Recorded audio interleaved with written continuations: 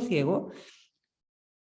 Y ahí fue cuando como que se prendió la ampolleta y fue como, ¿cómo puede ser que nunca jamás he pensado que no hay solamente un público que pueda estar interesado en esto, sino que hay públicos muy distintos y que van a poder recibir la información de manera muy distinta? Y ahí fue cuando empezamos a hacer material en 3 dimensiones, con tacto, con cápsulas de audio, y empezamos a darnos cuenta, que es muy obvio, pero no lo habíamos pensado tanto, que no solamente ese material es bueno para personas con discapacidad visual o con algún otro tipo también de discapacidad, porque también hemos hecho cosas para personas sordas, sino que las personas que en principio no están en situación de discapacidad aprenden mucho mejor también, interiorizan mucho mejor los conceptos, porque tú le das una cosa física a una persona, por ejemplo, un modelo de cómo se forman los planetas. Desgraciadamente no lo tengo aquí porque yo me mudé en abril, pero mis cosas todavía están en Valparaíso, así que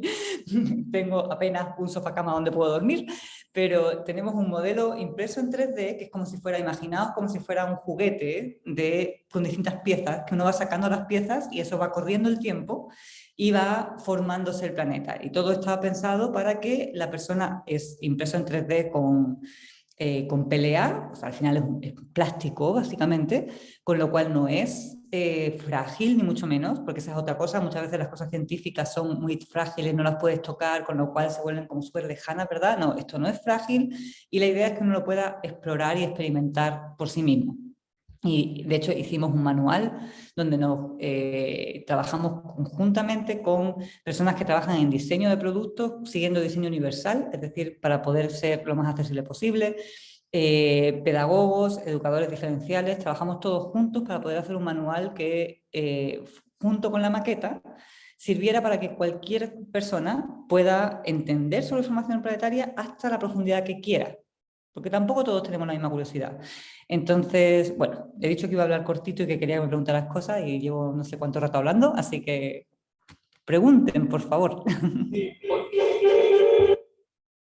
por ahí podrías hablarles.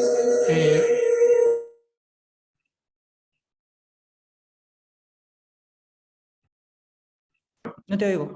Hola, Ahora sí. sí. ¿Podrías hablarle a ellos un poquito sobre el instrumento en el cual estás Ya, trabajando ahora y que va a ser puesto en el espacio para que ustedes sepan lo que está haciendo ella en München en este momento? ya, perfecto.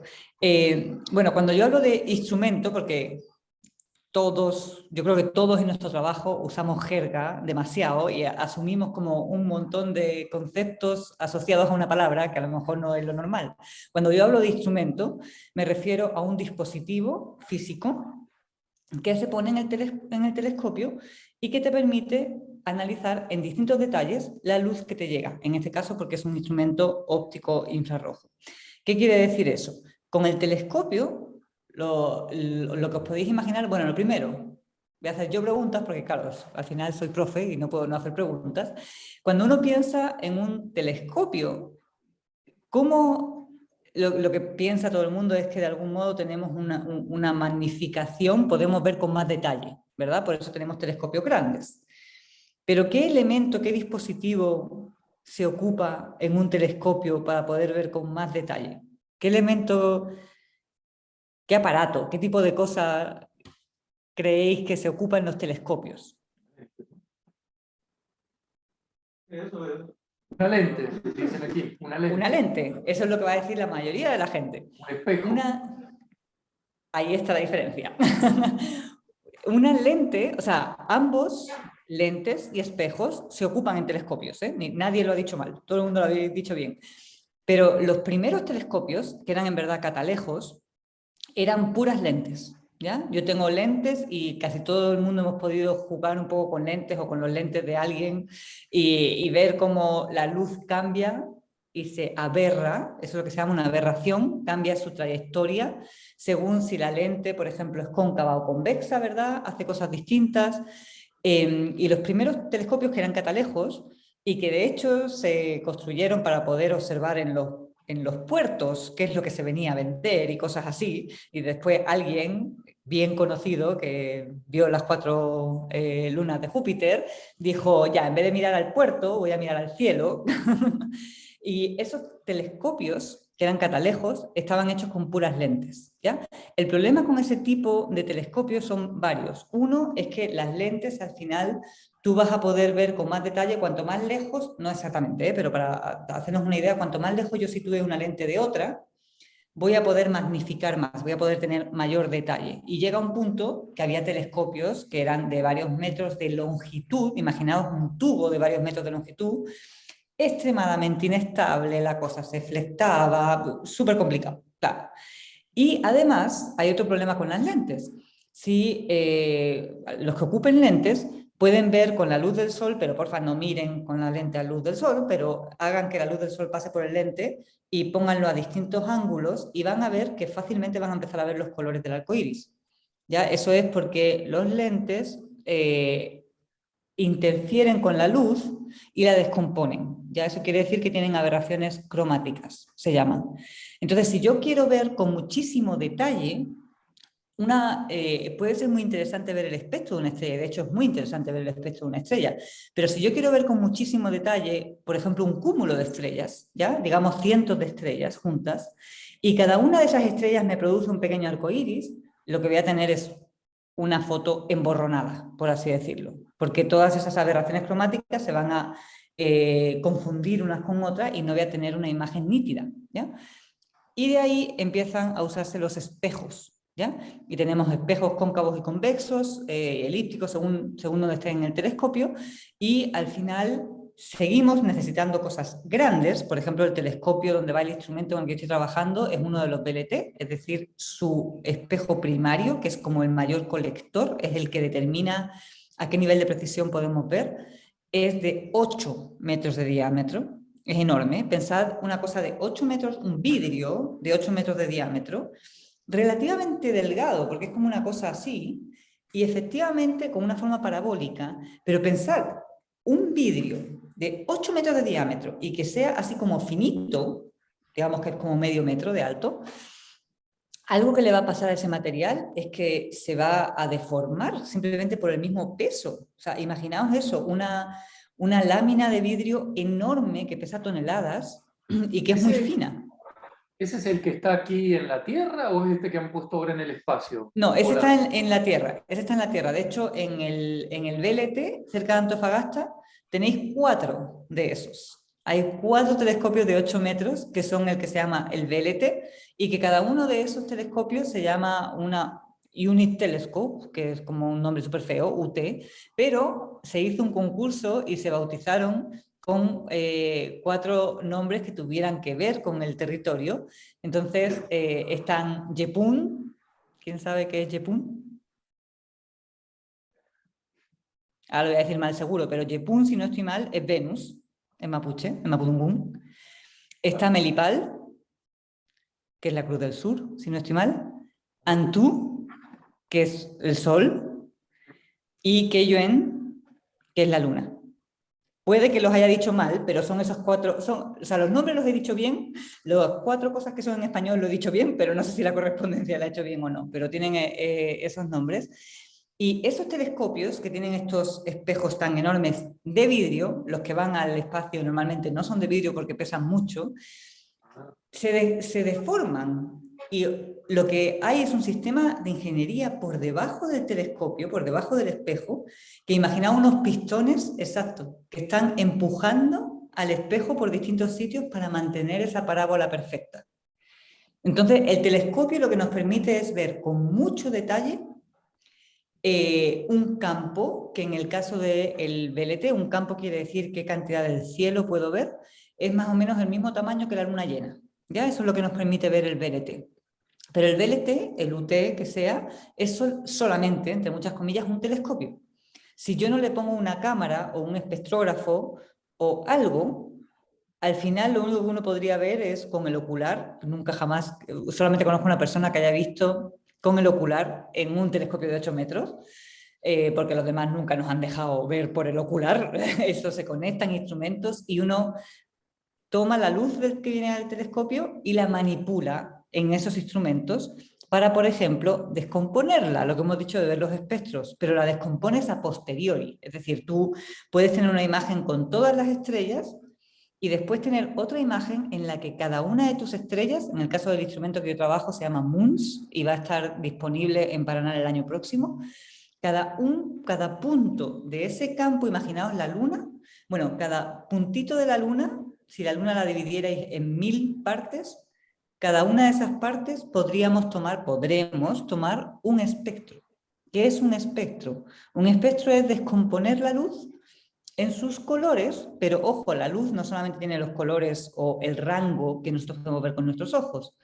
La luz que nos llega del sol mismo, nosotros sentimos calor, ¿verdad? Pero no vemos el calor. Y eso es porque es radiación infrarroja. El instrumento en el que yo trabajo descompone la luz tanto óptica, tanto lo que podemos ver, o sea, como si tuviéramos un ojo de 8 metros que nos produce arcoíris, y la parte infrarroja, que no podemos ver y que es súper útil, por ejemplo, si queremos ver las galaxias más lejanas del universo. Amelia, ¿te puedo hacer una pregunta? Por favor. Mira, no es muy ingenua la pregunta, pero ¿qué dirías tú que ves? ¿La realidad, el fenómeno real, o qué? Para hacer...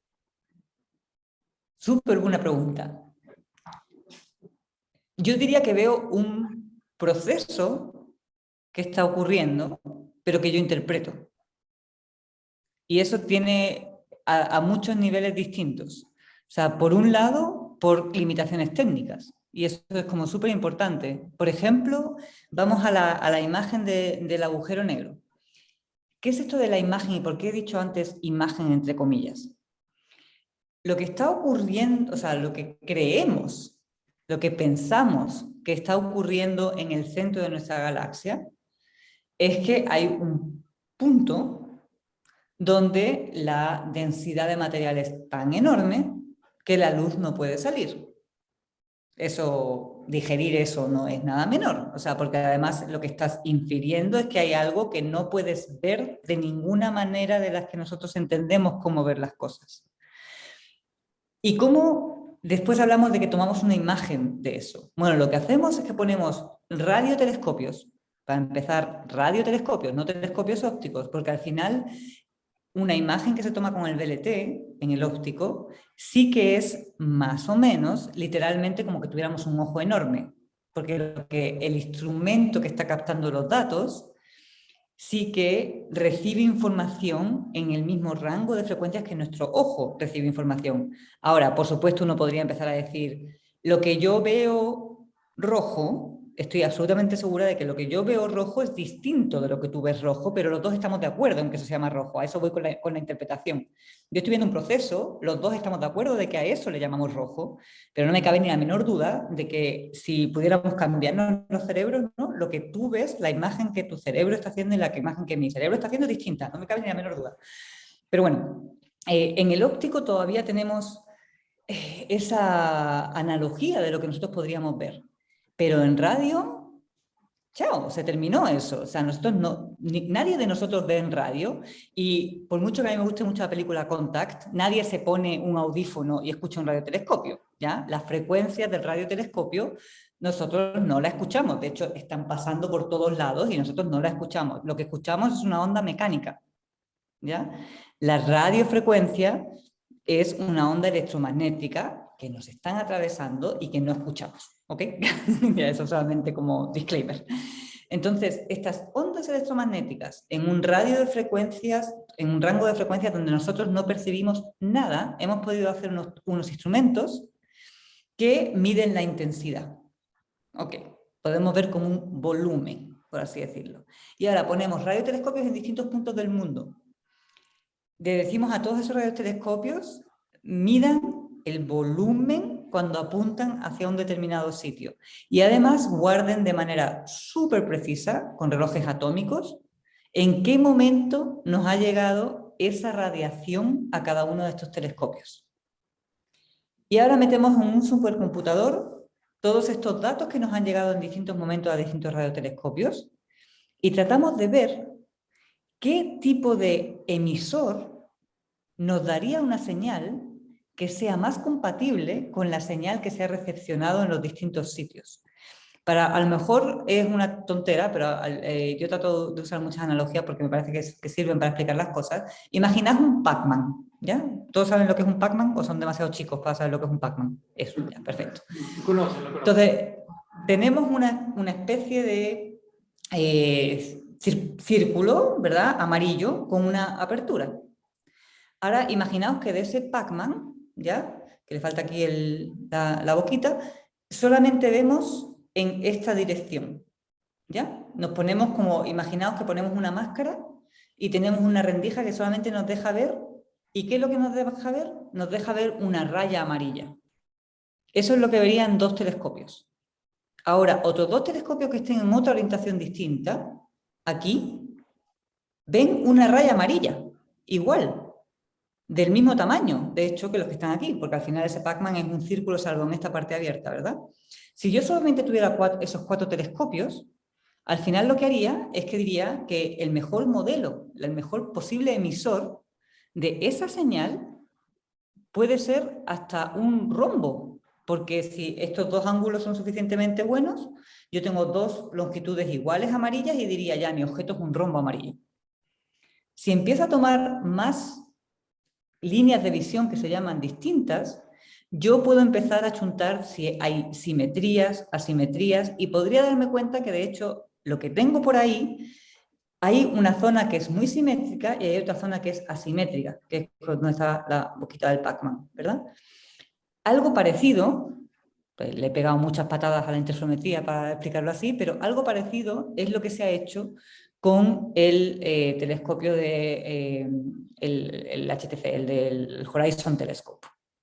Amelia, los radiotelescopios no entregan imágenes. No, no. El radiotelescopio entrega información que yo la puedo interpretar con ciertos modelos como que corresponde a este o este otro objeto que tiene esta forma. Exacto. Pero no es el radiotelescopio el que me dice una imagen que tiene esta forma, sino que es una interpretación que yo hago de esta información. Exacto. Por eso, cuando hablamos de imágenes, incluso con ALMA es lo mismo, ¿eh? Lo que pasa es que ALMA es en el submilimétrico, pero cuando hablamos de este tipo de imágenes, por eso decía imágenes entre comillas todo el rato, lo que estamos hablando es de reconstrucción de imagen. Tú tienes...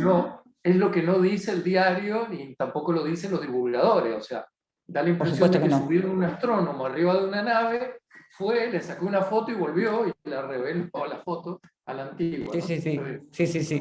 No, esos son imágenes reconstruidas. Y mira, ¿cómo se llama? El press release, en la nota de prensa, ¿sí? El momento en el que se anunció, hubo un evento súper grande en la ESO, justo en el Observatorio Europeo Austral, que es donde yo estoy trabajando en Múnich. Y era súper interesante ver cómo varios de los científicos estaban muy empeñados, lo que pasa es que las dotes comunicacionales eran muy malas, pero estaban muy empeñados en explicar que todo el equipo que tienen estaban trabajando independientemente, que es súper importante, independientemente en reconstruir la imagen. Y que de hecho crearon miles y miles de imágenes distintas. Y después lo que vieron es qué tienen en común, ¿ya? Y vieron que la inmensa mayoría ofrecían estos 3 puntos de más brillo que se ven en la imagen reconstruida final que se hizo pública. Pero había otros equipos que con sus modelos y con los mismos datos, lo que habían obtenido eran dos zonas de más brillo, ¿ya? Y fue muy interesante ver cómo ellos estaban tratando de explicar eso, de nuevo, con dotes comunicacionales no demasiado buenas, muy alemanes, y la mayoría de los periodistas estaban yendo para otro lado, totalmente distinto. ¿Qué hace esto distinto del hoyo negro de M87 que hemos visto antes? ¿Por qué queremos otro hoyo negro? Que también que son preguntas súper válidas, pero era súper interesante ver cómo para mí había una parte muy importante que había que comunicar al público, que era esto es reconstrucción de imagen. Y hemos tenido muchos equipos distintos, con asunciones distintas, con códigos distintos, y hay mucho acuerdo, pero también hay algo de desacuerdo. Y para mí eso es súper importante en la ciencia. Yo estas cosas de verdades absolutas. Yo trabajo eso, en cómo se forman los planetas, cómo se forman los objetos subestelares, y de verdad que me da cringe cada vez que leo cosas como eso. Hemos descubierto la Tierra 2.0. ¿Qué estás hablando? No hemos descubierto la Tierra 2.0. O sea, hemos descubierto un planeta, probablemente, ya un objeto que está probablemente a una distancia decente de su estrella, como para que, si es que tuviera agua, ese agua en la superficie podría estar líquida. Claro, de ahí hemos descubierto la Tierra 2.0. Sí, eso hay una limitación ahí clara en el estudio del cielo, que es que los periodos de transformación o de vida del cielo es tan largo que cuando un astrónomo, una astrónoma estudia, ve algo como quieto, ¿no? Es un poco una limitación también. Eso requiere también una reconstrucción, ¿no es cierto?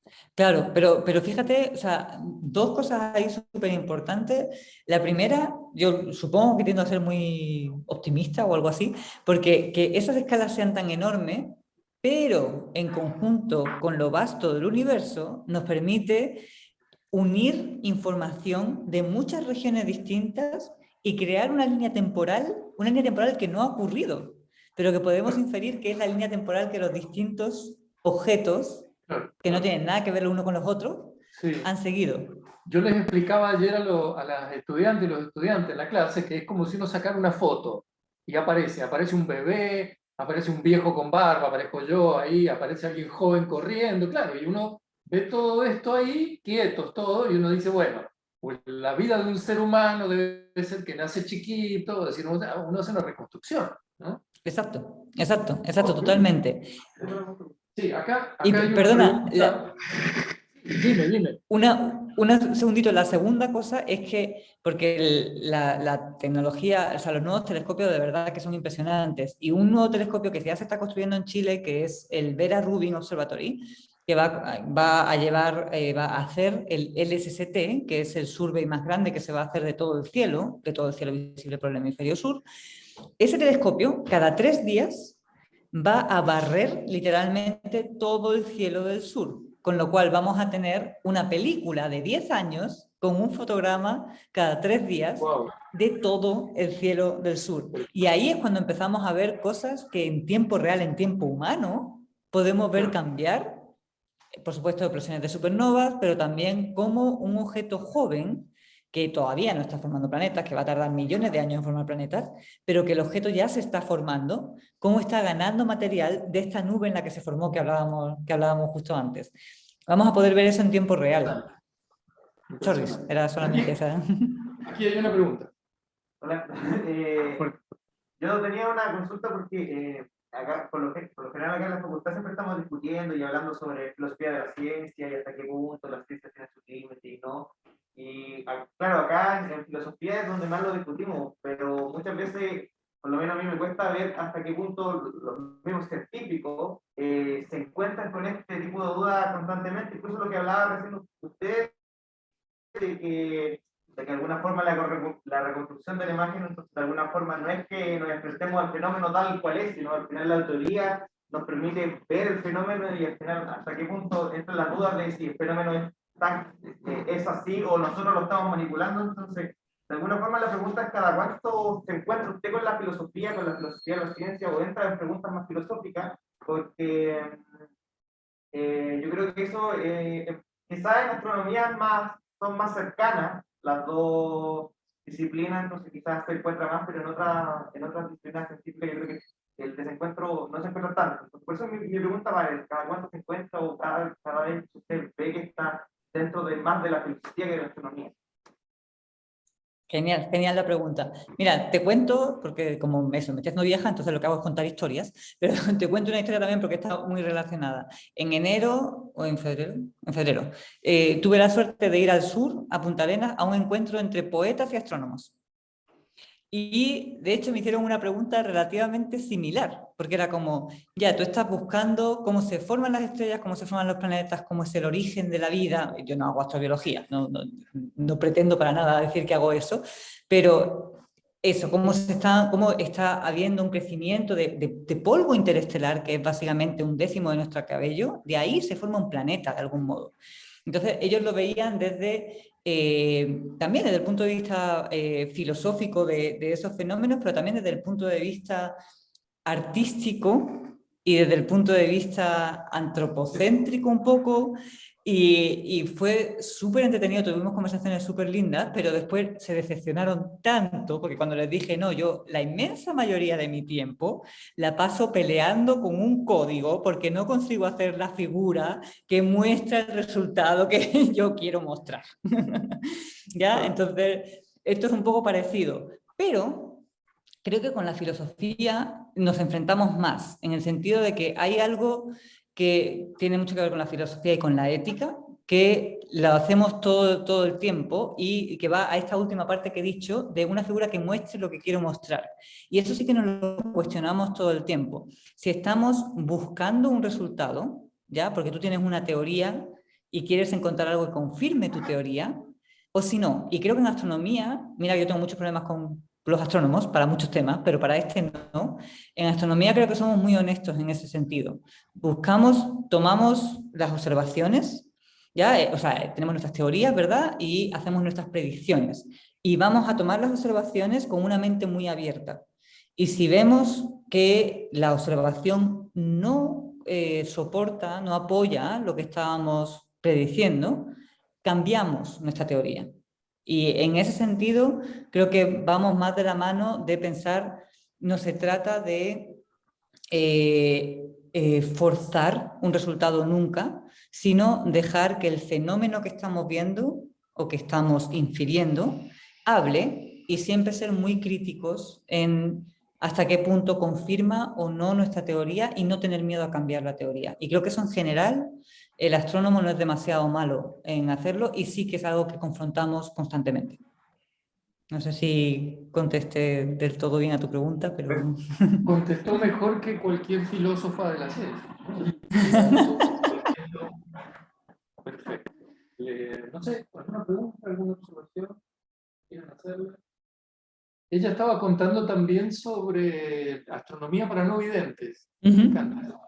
Sí, Quizás quieras sí. contarles un poquito a los chicos. Sí, quiero contar, de hecho, como a mí me gusta mucho explicar las cosas que no han funcionado y las cosas que yo he hecho mal, por ejemplo, para que otra gente no las haga mal. Y como os decía, esto surgió porque una amiga mía me contó que estaba empezando a pensar en este tipo de cosas, como que se me encendieron todas las alarmas, ¿no? Que yo he estado discriminando, en el fondo he estado discriminando, y por supuesto, como no sé bien cómo decirlo, pero como buena arrogante, porque no tiene otro nombre, ya, voy a solucionar el problema.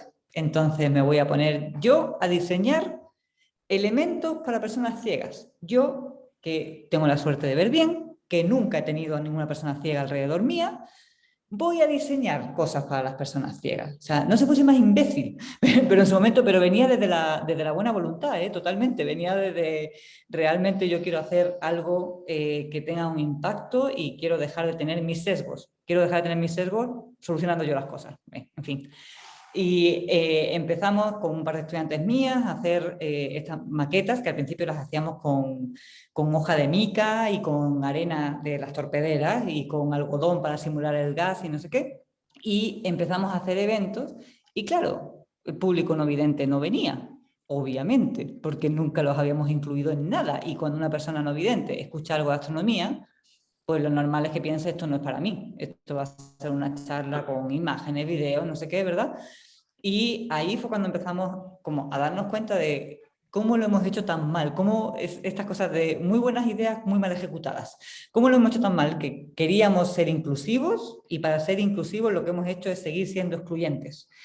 Nosotros vamos a solucionar el problema, que además no es un problema, pero bueno, vamos a hacer algo para ellos. No. Entonces ahí nos dimos cuenta y por eso empezamos a tener todas estas colaboraciones de que necesitábamos, para empezar, la comunidad ciega. Y entonces empezamos a tener contactos con distintas partes de la comunidad ciega también, bueno, Francisco es un antropólogo que es ciego, que es de Valparaíso y que nos ayudó muchísimo a entender cómo hacer material conjuntamente para que fuera útil para todo el mundo.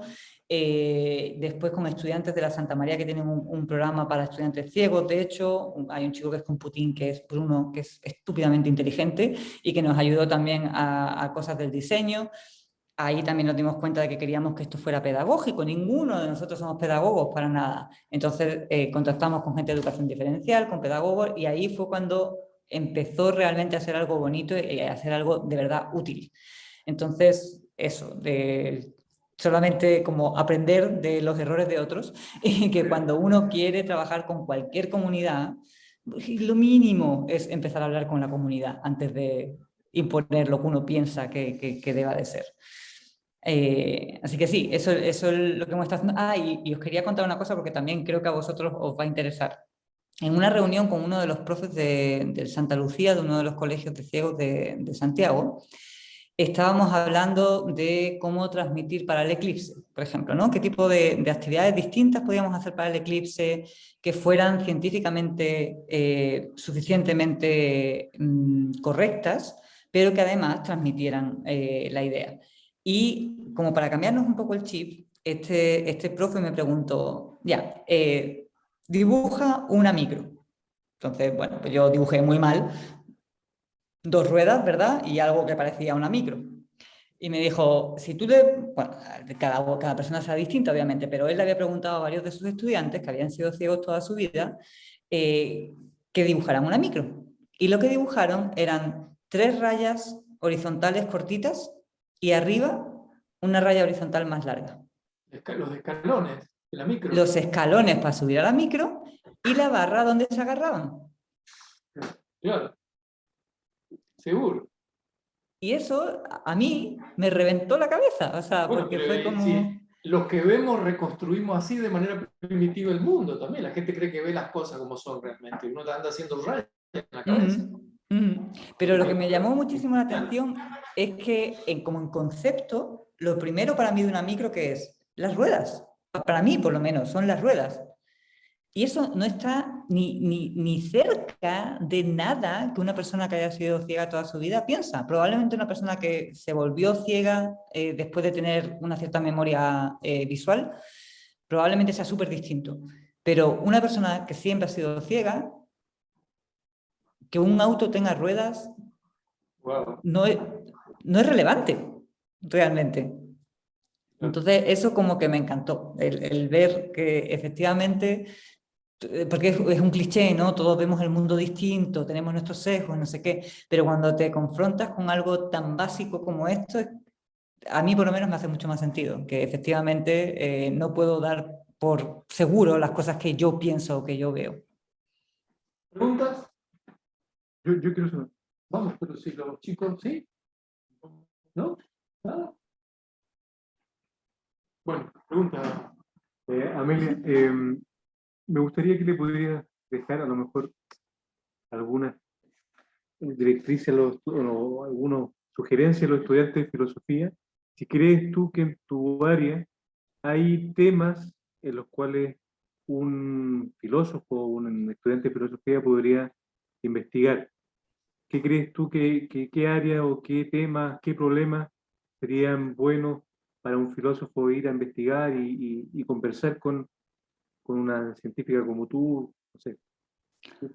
Yo creo que hay muchos temas y que tienen que ver además con muy multidisciplinares. O sea, yo veo, por ejemplo, en todo lo que se nos viene ahora de Big Data y todo eso, que ya está aquí, vamos, no es que se nos venga, es que ya está aquí, cómo tener en cuenta temas éticos en el sentido de sesgos de los modelos que tenemos, de cómo entrenamos nuestros algoritmos, de todo ese tipo de cosas, y hasta qué punto uno puede interpretar lo que está haciendo, lo que está recibiendo, los resultados que está obteniendo, en ese tipo de cosas como distintos colectivos dentro de los astrónomos hacen interpretaciones distintas o no se atreven a hacer determinadas interpretaciones o cosas así. Yo creo que es un tema donde podría haber mucha investigación transdisciplinar. Ese tema creo que es eso, y por supuesto muchísimos temas de ética de la ciencia, donde también podrían ser temas para trabajar también con sociólogos filósofos y astrónomos. Creo que sería una combinación súper interesante porque hay un tema no menor también de recursos económicos que se están dando a la ciencia, ¿verdad? Hubo un asunto bien interesante, por ejemplo, cuando, no sé si se acuerdan, pero hace unos meses, o ya un año probablemente, hubo un anuncio muy fuerte de que se había detectado fosfina en Venus. Y eso, la fosfina, en principio la cantidad de fosfina, que es una molécula simplemente, que se había detectado en Venus, no se podía explicar solamente por fenómenos geológicos, ¿ya? Entonces, la manera de explicarlo fue con vida, ¿ya? De bacterias. Claro, bacterias, exacto, actividad bacteriana.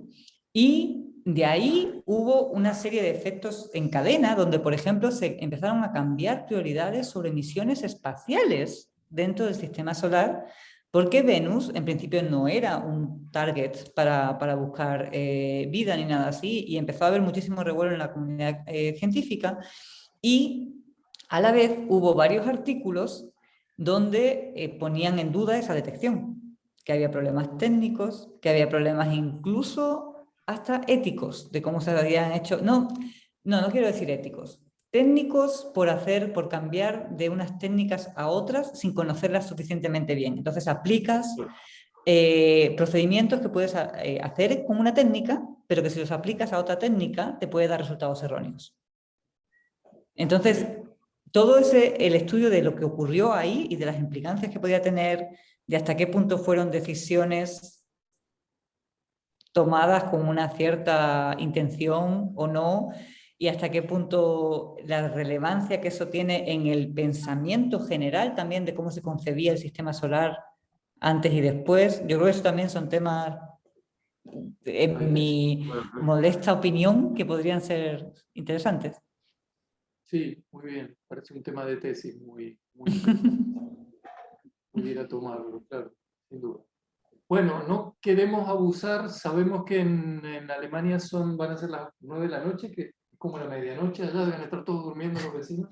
No, que tenemos 6 horas, son las 7. Ah, bien, bien. Está bien. Pero sí, ya todo el mundo ha cenado. Ha cenado, sí, claro, sí. Bueno, nada, ¿quieren hacer alguna pregunta, alguna consulta? Ya saben todos que tienen que ir a pedirte trabajo allá, como filósofo. Cuando se les- Vamos a cobrar la palabra. Vamos a cobrar la palabra. Van a ir, dice. Bueno, no, ninguna consulta, ninguna pregunta. Miren que esto es un momento único, ¿eh? No, difícilmente se puede hacer un Zoom de nuevo. Ok, creo que les ha gustado mucho a todos y a todas, y yo estoy infinitamente agradecido, profesor López también. Muchas gracias. Pues nada, un gustazo. Te felicito muchísimo por tu trabajo, por tu sensibilidad humana, se puede decir, y que quizás es lo más maravilloso que he tenido este encuentro contigo ahora. Y Muchas nada, gracias. muchos éxitos en el futuro, y por favor no dejes de enviar una señal, no electromagnética, por favor, sino una señal cuando vengas a Chile. Quizás dijiste que era posible que Totalmente. vinieras a fin de año, que ibas a hacer un ramo, que ibas a dictar una clase, y Ujú. para estar atentos a nosotros, Que nos para invites. poder, y que nos invites Súper. ahí para poder participar, siempre aprendiendo y tratando de colaborar. Bueno, nada, eso. Genial. Te decimos chao entonces, Amelia, mil gracias, y seguimos Chao, en gracias. contacto para que lo que A necesites vosotros. acá en Valparaíso, Claro que sí. yo estoy disponible, lo que necesites acá, ningún problema, cuenta conmigo. Genial. Muchísimas gracias. Que Amelia, estés muy gracias. bien. Un saludo grande. Chao, chao. Chau, Chao. chau.